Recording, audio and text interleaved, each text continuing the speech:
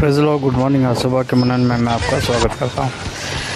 आज मैं पढ़ने जा रहा हूँ यशायाह अध्याय 60 का पद। एक यहाँ लिखा है, उठ प्रकाशमान हो क्योंकि तेरा प्रकाश आ गया है और यहोवा का तेज तेरे ऊपर उदय हुआ है।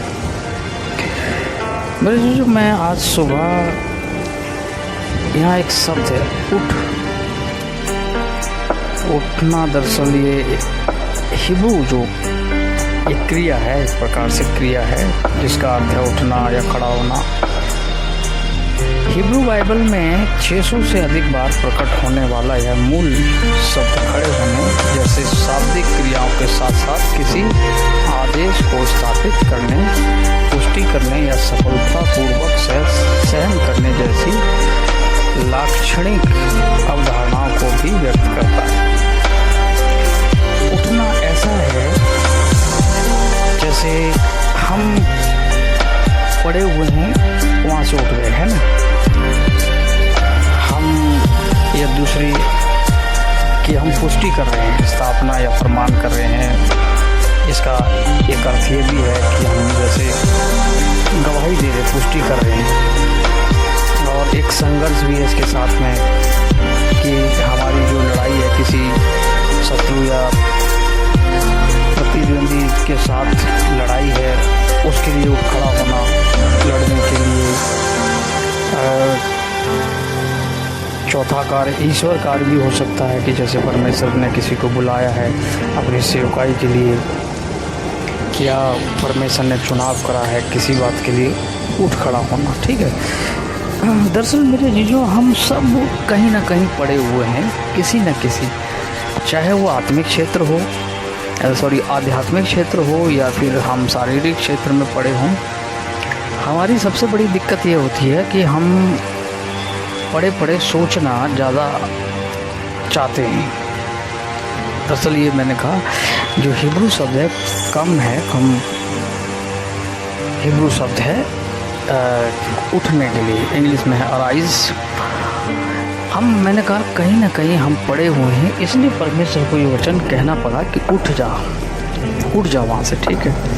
देखिए बाइबल में एक जगह प्रभु यीशु मसीह 38 साल के रोगी के पास गए, ठीक है। और वो बैठा हुआ है, प्रभु यीशु मसीह से बात कर रहा है, बैठे बैठे बात कर रहा है, ये जो भी है लेटे लेटे बात कर रहा है। प्रभु ने कहा क्या तू ठीक होना चाहता, चंगा होना चाहता? उसने कहा मेरे पास यहाँ कोई व्यक्ति नहीं है। उसने हाँ नहीं कहा, उसने ये नहीं कहा कि मैं चंगा होना चाहता हूँ या कुछ। उसने कहा कि नहीं, मेरे पास यहाँ कोई व्यक्ति नहीं है जो मुझे उठाए वहाँ तक ले जाए। प्रभु ने कहा उठ जा, लीव इट, अपने कंप्लेंट्स को भूल जा। कंप्लेन हिब्रू में जो शब्द है वो है लून का मतलब होता है एक वन नाइट मोर स्टे, एक रात और रुक जाना वहाँ पर जहाँ पर आप हैं, ठीक है। इजराइलियों के अंदर ये सबसे बड़ी समस्या रही है। इतिहास अगर आप उठाकर देखें कि उनके अंदर कंप्लेन करने वाली स्पिरिट थी। जहाँ भी है मेरे जो उठ जाए वहाँ से। आपको शत्रु, आपकी जो लड़ाई है शत्रु से है, आप वहाँ से उठ जाए। परमेश्वर कह रहा उठ जा, वहाँ से उठ जा। और घोषणा के लिए भी मैंने कहा ये शब्द इस्तेमाल किया गया है हिब्रू के अंदर कि आपको घोषणा करनी, उठ के घोषणा करनी कि परमेश्वर ने मुझे बचा लिया है, परमेश्वर ने मुझे आशीष दिया, परमेश्वर ने मुझे सुरक्षित कर दिया है। आप पड़े पड़े लेटे लेटे अपनी लड़ाइयों को नहीं लड़ सकते। किसी ने कहा आप अपनी लड़ाइयों को घुटनों पर बैठ के लड़ सकते, ठीक है। वहाँ पर भी बैठना है मेरे, अपनी जो लड़ाइयाँ हैं आपकी उसे घुटनों पर बैठ के आप लड़ सकते हैं, लेकिन उठना पड़ेगा मेरे जो आप जहाँ कहीं भी हैं। बेशक परमेश्वर ने आपको इस समय कहा हो कि मैं तुझे आशीष दूंगा। ये जुलाई के महीने में बहुत सारे मैं यूट्यूबर्स को देख रहा हूँ कि वो इस प्रकार की भविष्यवाणियाँ कर रहे हैं कि ये जुलाई का महीना जो है आशीष का महीना है। इवन मैं भी कह रहा हूँ परमेश्वर आपको आशीष दे, परमेश्वर आपको इस महीने ब्लेसिंग दे। आप जिसकी प्रतीक्षा कर रहे हैं वो इस महीने परमेश्वर आपको दे। मैं भी कह रहा हूँ इस बात को, लेकिन मेरे जो आपको उठना पड़ेगा।